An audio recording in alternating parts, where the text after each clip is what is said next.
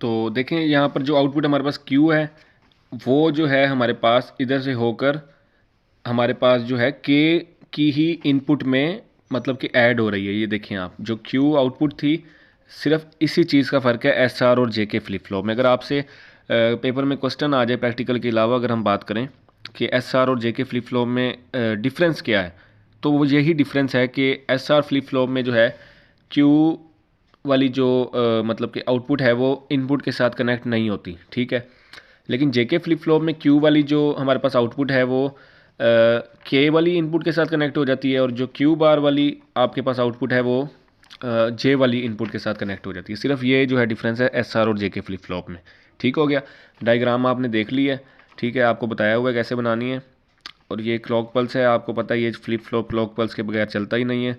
Clock pulse जैसे ही आप देते हैं तो इसका मतलब है कि आप ऊपर भी 1 दे रहे हैं, नीचे भी 1 दे रहे हैं। ठीक हो गया, ये आपको माइंड में रखना चाहिए। ये डायग्राम है, क्लॉक पल्स अब सब में आएगी, आपको पता है, ठीक है। सारों में हमने ऑन रखा है क्लॉक पल्स को। अब JK फ्लिप फ्लॉप में ना ट्रूथ टेबल में आपने ये देखना है कि J भी इनपुट है, K भी इनपुट है और QN भी आपके पास इनपुट है। ठीक हो गया। और आपको पता है जब 3 इनपुट होंगी तो कितनी हमारे पास स्टेट्स बनेंगी। 2 की पावर n वाला आपको फार्मूला याद है, ठीक है। 2 की पावर n है, n की जगह 3 लिखें, 2 की पावर 3 आपके पास 8 होता है, तो ये 8 स्टेट्स बनेंगी। ठीक हो गया। और 8 स्टेट्स का ट्रूथ टेबल आपको पता है कैसे बनता है।